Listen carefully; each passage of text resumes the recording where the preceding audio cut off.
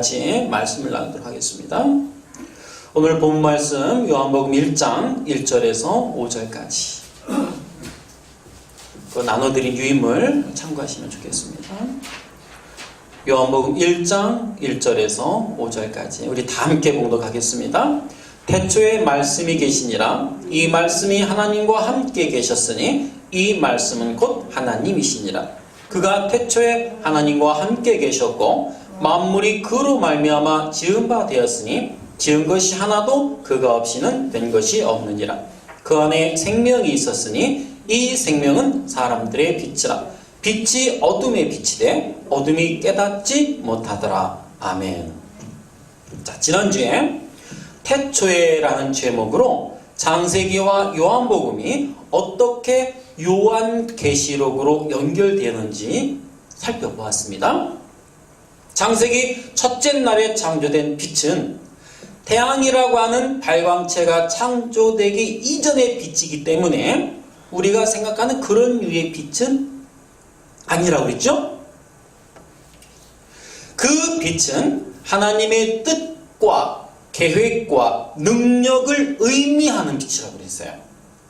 창세기 첫째 날에 창조된 그 빛은 하나님의 뜻과 계획과 능력을 의미하는 빛으로서 밤이 물러가고 낮이 드러나게 되는 역사의 시작을 알리는 포효라고 말씀을 드렸습니다.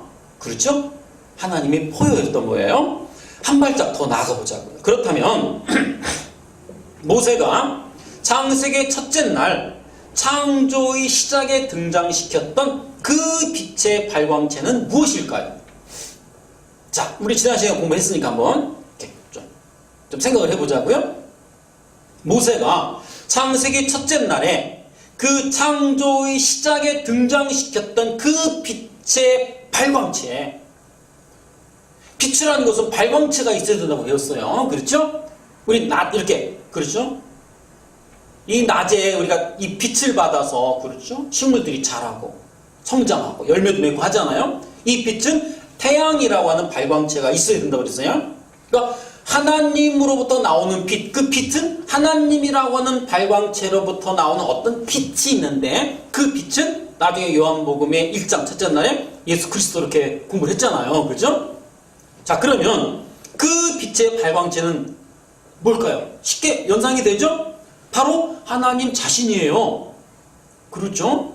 하나님 자신이라고요. 그렇기 때문에 오늘 본문에서 진정한 발광체이시며 하나님이신 예수 그리스도의 오심을 뭐라고 표현을 해요? 빛이 오셨다라고 표현을 하는 거예요. 이해가요, 여러분들? 아주 단순한 논리예요. 어렵게 생각하시면 더 어려워요. 진정한 발광체이시며 하나님이신 예수 그리스도의 오심을 빛이 오셨다라고 표현을 한단 말이에요. 창세기 첫째 날에 그 빛이 낮과 어둠을 갈라내었던 것처럼 그 빛의 본체이신 예수님께서 오셔서 어둠에 비치는 모습으로 등장하는 거예요. 자, 이 어둠뿐인 세상에 누가 오셔요? 빛이신 그분이 오셔서 어둠에다 빛을 비치시는 거예요. 자, 요한복음 1장 5절에 빛이 어둠에 비치되 어둠들이 깨닫지 못하더라 라고 그러죠.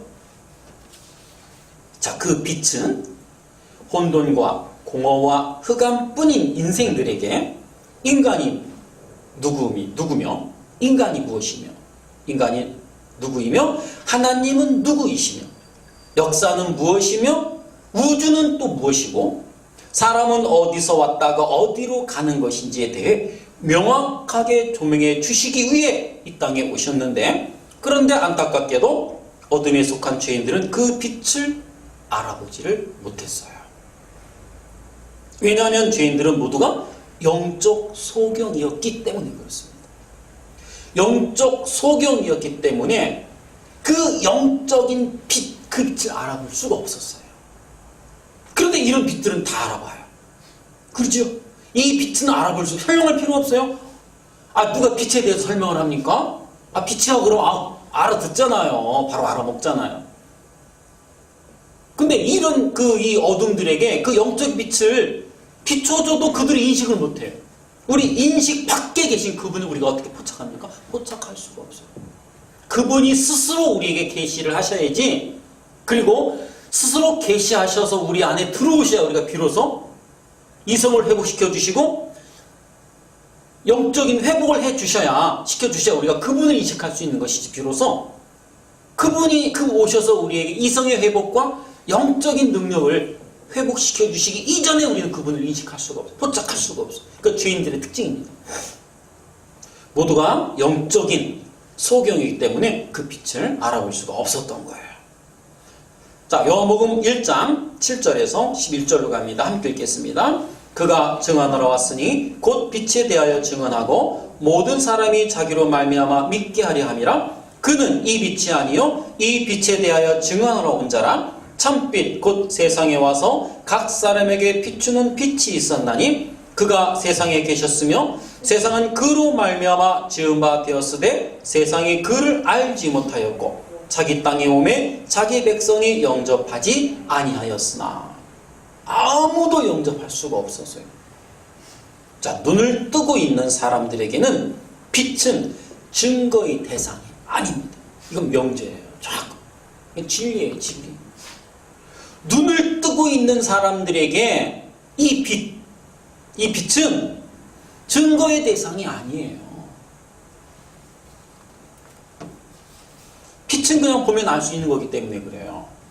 그런데 그 빛을 증거하기 위해 하나님으로부터 보내심을 받은 사람이 있었단 말입니다. 세례 요한이죠. 그렇게 그 빛을 증거하기 위해 하나님으로부터 보내심을 받은 사람이 있다라는 것은 잘 생각하면서 한번 들어보세요.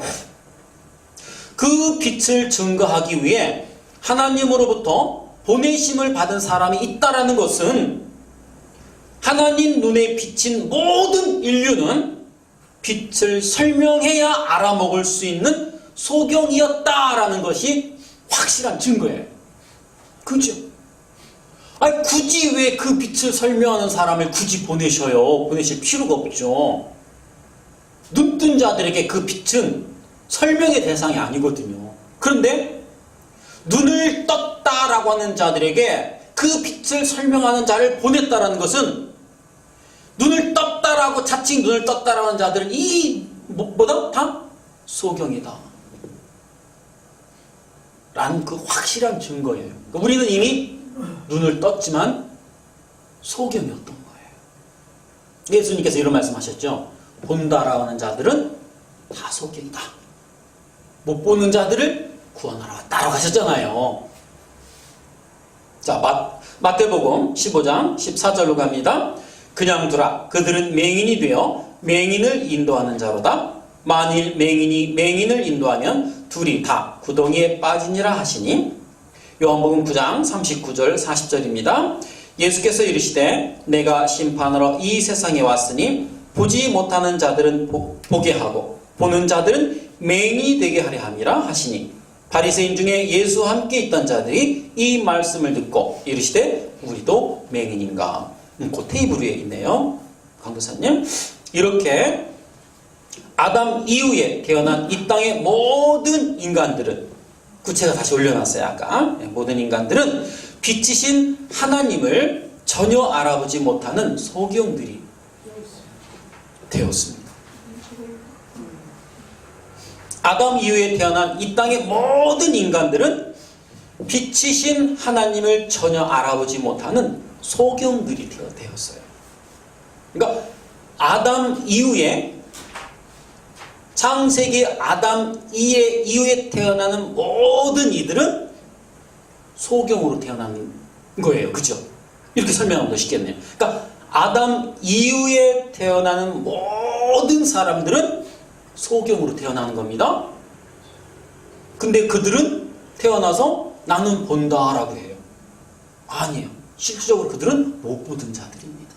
어떤 영적인 측면에서 봤을 때 그들은 영적 소경이 맞아요. 그렇죠? 그래서 하나님은 그들 중 한 무리를 택하시고 그들을 그들의 어둠을 몰아내시고 눈을 뜨게 하셔서 하나님을 인식하고 하나님을 알아볼 수 있도록 만드시기 위해 참 빛이신 예수 그리스도를 이 땅에 보내신 것이죠. 그렇게 참 빛이신 예수 그리스도는 소경되었던 자들에게 하나님을 설명하시기 위해 이 땅에 오신 분이에요. 그러니까 빛으로 오신 그 예수 그리스도는 어떤 역할로 오신 거예요? 하나님을 설명하시기 위해 이 땅에 오신 겁니다. 그 빛의 본체이신 하나님의 뜻과 계획과 능력과 성품이 어떤 것인지를 육신들에게 그 육신을 입고 설명해 주셨어요. 요한복음 14장 9절로 갑니다. 예수께서 이르시되 빌립아 내가 이렇게 오래 너희와 함께 있으되 내가 나를 알지 못하느냐? 나를 본 자는 아버지를 보았거늘 어찌하여 아버지를 보이라 하느냐? 내가 아버지 안에 거하고 아버지는 내 안에 계신 것을 내가 믿지 아니하느냐? 내가 너희에게 이른 말은 스스로 하는 것이 아니라 아버지께서 내 안에 계셔서 그의 일을 하시는 것이라. 내가 아버지 안에 거하고 아버지께서 내 안에 계심을 믿으라. 그렇지 못하겠거든 행하는 그 일로 말미암아 나를 믿으라.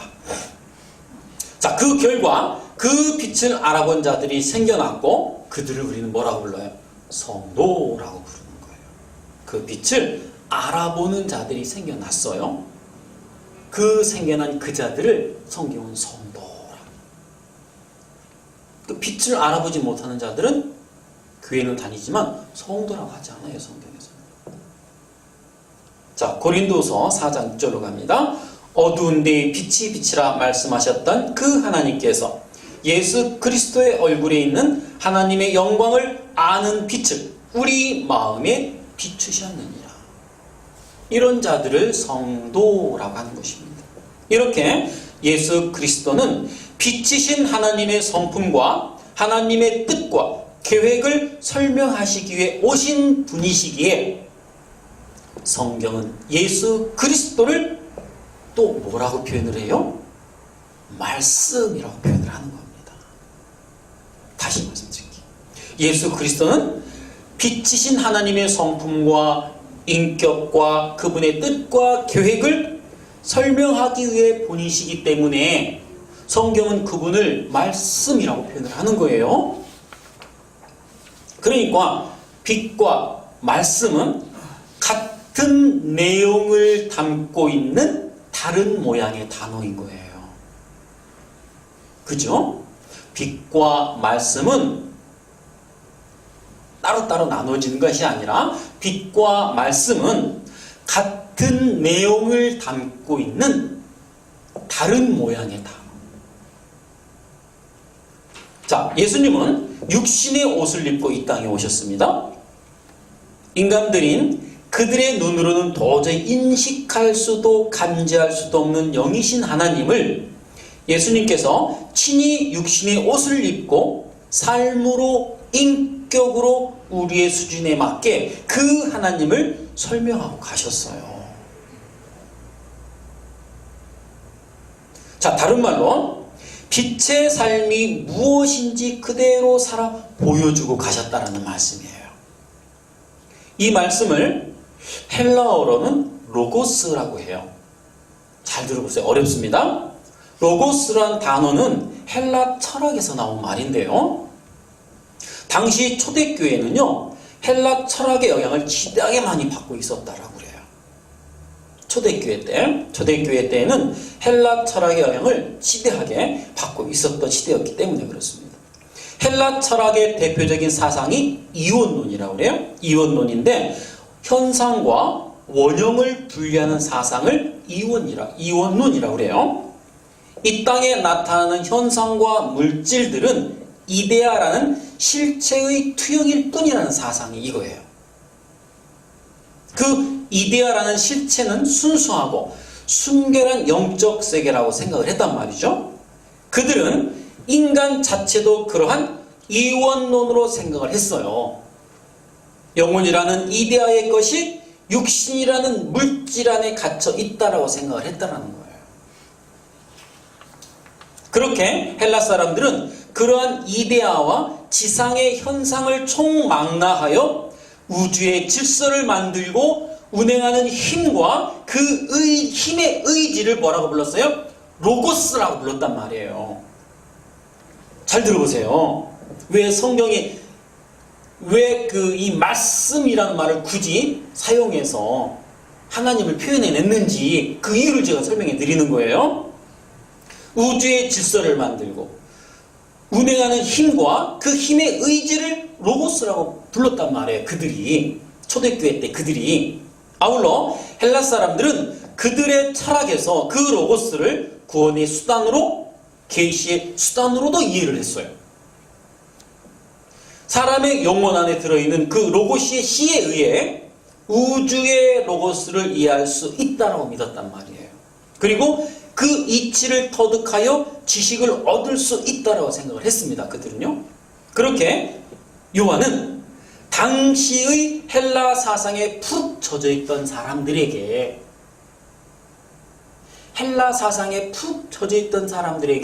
다른 사상을 갖고 들어가면 접근이 돼요, 안 돼요? 안 되죠. 접근이 안 돼요. 그러니까 헬라 사상에 푹 젖어있던 사람들에게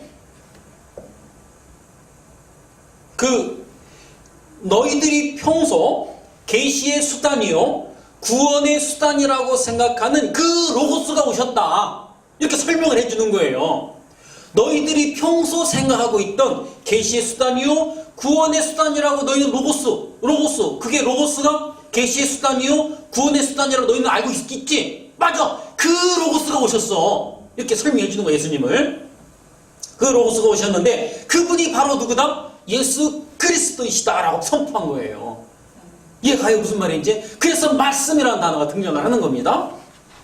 그러나 요한이 단순히 헬라 철학만을 염두에 두고 로고스라는 단어를 선택한 것은 또 아니에요. 이 로고스는요 히브리인들의 히브리인들의 구약성경에서 하나님의 말씀과 하나님의 지혜, 사상을 나타낼 때도 쓰였던 단어였어요. 그들이 이미 로고스라는 단어를 썼어요. 자, 창세기 1장에서 하나님은 말씀으로 천지를 창조하시죠. 그러니까 구약에서 로고스는 이렇게 창조의 수단이었던 거예요. 그들에게 있어서 이 로고스는 창조의 수단이었어요. 창조의 수단. 그리고 하나님의 말씀은 계시하는 수단이기도 했어요. 계시라는 게 뭔 말인지 알죠? 드러내는 겁니다. 그렇죠? 하나님 자신을, 당신을 우리 인간들에게 이렇게 그렇죠? 설명해 보이는 이거를 계시라고 하는 거예요. 하나님은 이 이스라엘에게 뭘 주었어요? 율법을 주셨죠? 그들의 말로, 그들의 언어로, 그들의 말로 써서 하나님의 율법을 줬죠? 그 말씀이에요. 그렇죠? 글로 써서, 그들의 말로 써서 줬단 말이에요. 이렇게 계시의 수단이기도 하고 창조의 수단이기도 했단 말이에요. 그들에게. 그 하나님의 율법은요, 하나님의 성품과 하나님의 하나님 되심을 설명하는 하나님의 말씀이셨어요. 그리고 그 하나님의 말씀을 잘 지키면 구원을 얻을 수도 있었어요. 그렇죠? 그러니까 구약에 나타난 로고스의 개념도 역시 창조의 수단이요, 계시의 수단이요, 구원의 수단이었던 거예요. 집중하고 조금만 더 들어보세요. 그러하였기 때문에 구약의 말씀에 능통한 골수 유대인들, 그들은 구약을 달달달 외우고 있었던 사람들이었단 말이에요. 그렇죠? 특히 바리새인들은 달달달 외웠던 사람들이거든요. 구약의 말씀에 능통한 골수 유대인들이 읽어도 이해하기 쉬웠단 말이죠. 이해하기 쉬웠고, 헬라의 플라톤 철학이나 스토아 사상에 젖어 있던 이들이 읽어도 이해하기 쉬운 책이 요한복음이었어요. 헬라 사상과 유대 사상이 놀랍게 융화되어 있는 책이었기 때문에 그래요. 그래서 요한은 그의 다른 서신서에서도 예수님을 말씀이라고 소개하는 것으로 편지를 시작을 해요. 왜 요한이 이 말씀이라는 이 로고스라는 단어를 써서 예수님을 계시는지 이해하시죠? 자, 요한 1서 1장으로 갑니다. 태초에 있는 생명의 말씀에 관하여서는 우리가 들은 바요, 눈으로 본 바요, 자세히 보고 우리의 손으로 만진 바라. 이 생명이 나타내신 바된지라. 이 영원한 생명을 우리가 보았고 증언하여 너희에게 전하노니 이는 아버지와 함께 계시다가 우리에게 나타내신 바 된 이시니라. 그리고 예수 그리스도이신 그 말씀에 관해 간과해서는 안 될 또 한 가지 중요한 것이 있어요.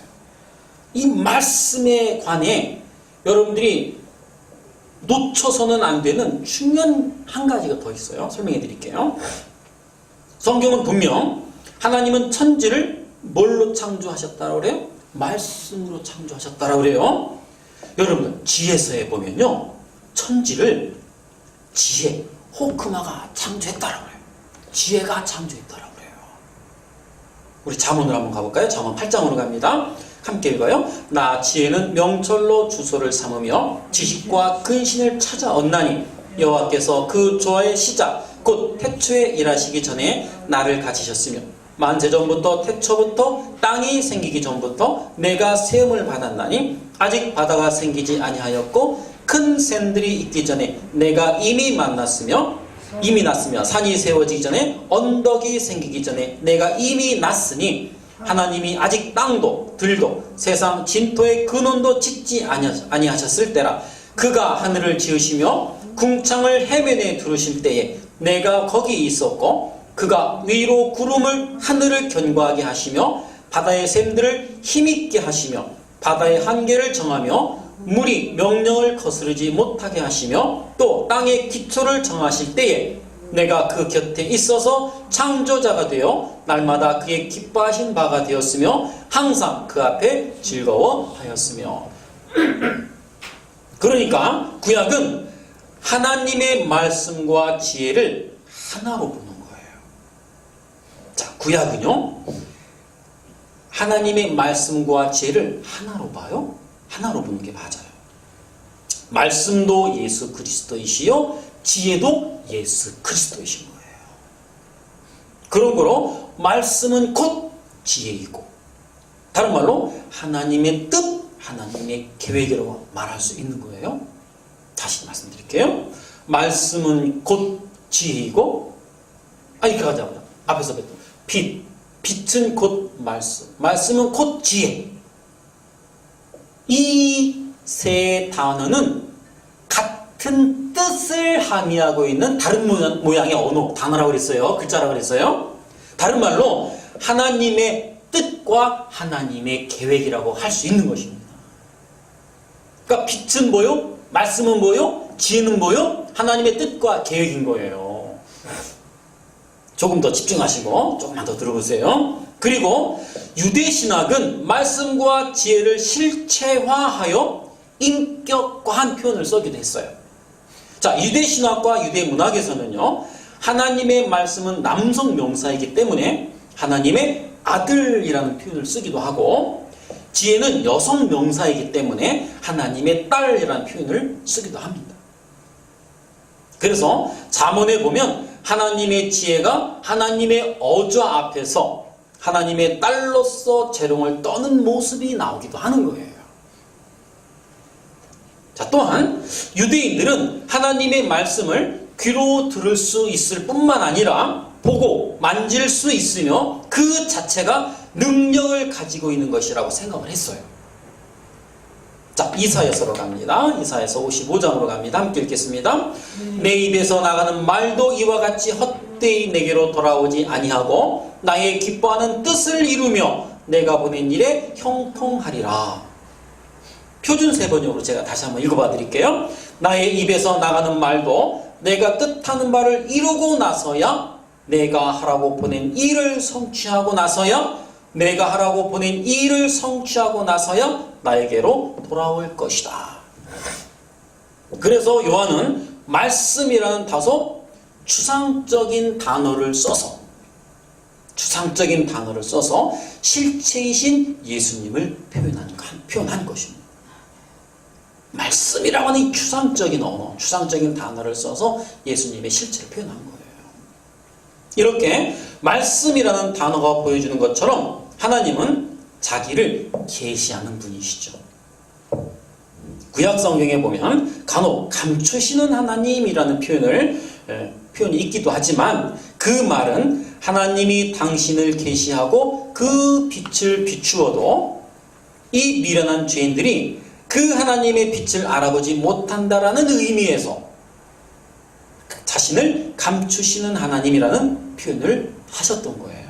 그러니까 감추시는 하나님이란 말은 우리 인간 쪽에서 봤을 때, 인간 측에서 봤을 때 아무리 비추고 아무리 계시하고 아무리 보여줘도 이 미련한 죄인들이 알아보지 못하기 때문에, 그러죠? 알아보지 못하기 때문에 그런 의미로서 감추시는 하나님이라는 표현을 쓰신 것이지, 왜 자신을 감추세요? 감추시지 않아요. 하나님은 당신을 계시하시기 원하시는 분이에요. 우리가 못 알아볼 뿐이에요. 그렇기 때문에 감추시는 하나님이라는 표현을 썼던 것입니다. 하나님은 천지 만물을 창조하실 때에도 당신의 지혜와 계획과 뜻을 모두 창조물에 담아 놓으셨어요. 수많은 선지자들을 보내셔서 하나님 자신을 설명하셨습니다. 자, 로마서 1장 20절로 갑니다. 함께 읽겠습니다. 창세로부터 그의 보이지 아니하는 것들 곧 그의 영원하신 능력과 신성이 그가 만드신 만물에 분명히 보여 알려졌나니 그러므로 그들이 핑계하지 못할지니라.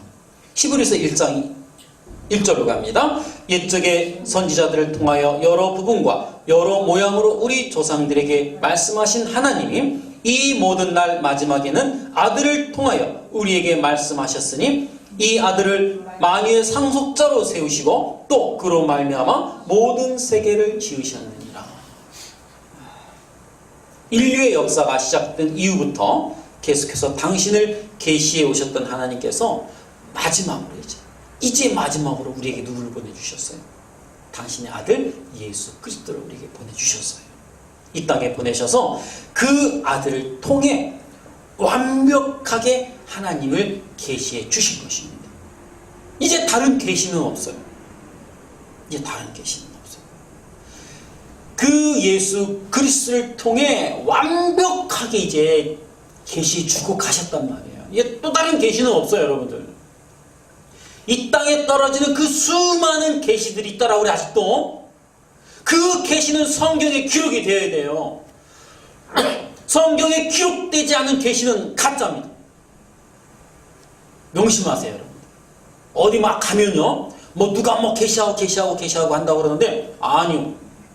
예수님께서 이미 완벽한 계시를 끝내고 하시고 가셨어요. 하시고 더 이상 계시는 없어요. 만약에 또 다른 계시가 있다면 그 계시는 성경에 기록이 되어야 돼요. 성경에 기록되지 않은 계시는 없습니다. 가짜입니다. 자, 그렇게 하나님의 아들이 직접 오셔서 하나님을 계시하셨음에도 불구하고 하나님의 뜻과 의중을 헤아리지 못하고 하나님을 알아보지 못하는 자들은 이제 하나님의 심판대 앞에서 변명거리가 없어진 거예요. 하나님, 이 어려운 말을 저들이 어떻게 알아듣습니까? 아니야. 그냥 가서 전해. 저들이 듣든지 아니 듣든지 너는 그냥 가서 전해. 전하기만 해. 왜 그러셨어요? 좀 더 쉬운 말로, 그렇죠? 쉬운 말씀을 쥐어주고 이 말로 가서 저들이 쉽게 이해할 수 있게끔 전해줘라 라고 하지. 아니, 이 어려운 말씀을 어떻게 저들이 이해합니까? 좀 쉬운 말로 주세요. 쉬운 것으로 주세요. 아니, 그냥 가서 전하기만 해. 왜 그러셨어요? 심판의 근거로 삼으시려고 그렇게 자꾸 선지자들을 파서 보내셨던 거예요. 여러분들, 선지자들을 왜 그렇게 많이 보내셨어요? 그들이 못 알아먹었어요. 그래도 계속 보내셨어요. 왜 그러셨을까요? 심판의 근거로 삼으시기 위해 그때 그 말을 하던 이가 있었는데 라고 하는 그 심판의 근거. 하나님, 아니 어떻게 예고도 없이 이런 심판을 우리에게. 아니, 나는 계속 전했다. 계속 말을 했다. 그때 누가 와서 그 말을 했잖아. 이 심판의 근거로 삼기 위해서 계속 선지자를 보내셨던 겁니다. 이제 변명거리가 없어졌어요. 이렇게 예수 그리스도의 삶과 인격 속에서 태초부터 있었던 그 하나님의 지혜, 즉 그분의 뜻과 계획이 모두 드러났어요. 그렇죠? 뜻과 계획이 이제 모두 드러났습니다. 아울러서 하나님의 하나님 되심과 하나님의 성품이 모두 드러난 것입니다. 빛이 드러난 것이에요. 빛이 이 땅에 오셨잖아요, 실제로. 그래서 주님의 삶은 오직 하나님을 나타내는 것으로 일관되어 있었던 것입니다. 그분의 마음과 생각과 말, 행동 하나하나가 하나님을 나타내고 표현할 뿐 자기를 드러내지 않으셨어요. 그분은 사사로이 분노하거나 기뻐하지도 않으셨어요. 어떤 일을 하실 때도 자기 뜻을 가지고 움직이시지 않으셨습니다. 요한복음 12장 49절로 갑니다. 내가 내 자의로 말한 것이 아니요 나를 보내신 아버지께서 내가 말할 것과 이룰 것을 친히 명령하여 주셨으니 나는 그의 명령이 영생인 줄 아노라. 그러므로 내가 이루는 것은 내 아버지께서 내게 말씀하신 그대로니라 하시니라. 요한복음 6장 38절로 갑니다. 내가 하늘에서 내려온 것은 내 뜻을 행하려 함이 아니요 나를 보내신 이의 뜻을 행하려 함이니라. 나를 보내신 이의 뜻은 내게 주신 자 중에 내가 하나도 잃어버리지 아니하고 마지막 날에 다시 살리는 이것이니라. 누구 때문에 오셨어요? 우리 창세전에 부름받은 택함받은 우리 때문에 오신 거예요. 하나도 잃어버리지 아니하고 완벽하게. 그렇죠? 하나님의 뜻을 이루고 올라가셨어요. 물론 예수님 성령 하나님께서 그 이루신 그 일을 이제 택함받은 백성들에게 찾아오셔서 적용시켜내시죠. 그렇지요. 그분은 자신을 비우시고 오직 하나님의 뜻에 따라 하나님만을 증거하시기 위해 오신 말씀이시요 지혜이시기 때문에 그분은 자신의 뜻을 완전히 비우셨습니다. 이제 거의 다 끝났어요. 조금만 더 집중하고 들어보세요. 이 요한복음을 기록한 사도 요한은 예수님을 아주 가장 가까이에서 따랐던 사람이었어요. 요한은 예수님과 함께 먹고 마시고 그의 품에 안겨 재롱을 떨던 사람이었단 말입니다.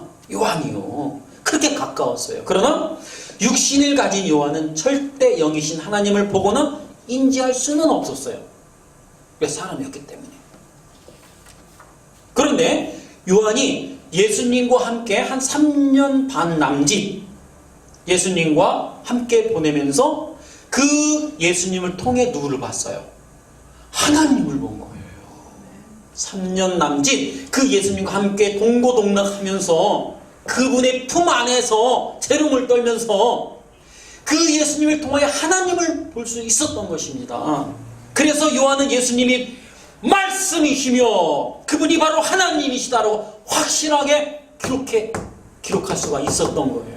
그분이 바로 말씀이시며 그분이 바로 하나님이시다라고 확실하게 기록을 할 수 있었던 거예요. 사도 바울도요, 예수 그리스도를 보이지 않는 하나님의 형상이라고 기록을 했습니다. 자, 마지막으로 이 대목 보고 마치겠습니다. 골로새서로 가볼까요? 골로새서 1장 15절로 갑니다. 그는 보이지 아니하는 하나님의 형상이시요 모든 피조물보다 먼저 나신 이시니 만물이 그에게서 창조되되 하늘과 땅에서 보이는 것들과 보이지 않은 것들과 혹은 왕권들이나 주권들이나 통치자들이나 권세들이나 만물이 다 그로 말미암고 그를 위하여 창조되었고 또한 그가 만물보다 먼저 계시고 만물이 그 안에 함께 섰느니라. 고린도서 4장 4절입니다. 그 중에 이 세상의 신이 믿지 아니하는 자들의 마음을 혼미하게 하여 그리스도의 영광의 복음의 광채가 비치지 못하게 함이니 그리스도는 하나님의 형상이니라. 예, 우리는 예수 그리스도가 원수를 위해 아버지여 저들을 용서하옵소서라고 기도하는 모습을 보면서 우리는 용서의 하나님을 볼 수가 있어요. 그것이 하나님의 본질입니다. 그 용서의 하나님이 육신으로 보인 거예요. 육신으로. 그게 말씀이 육신이 되었다라는 의미인 거예요. 다음 시간에 이어서 주의를 계속 이어나가도록 하겠습니다. 기도하겠습니다.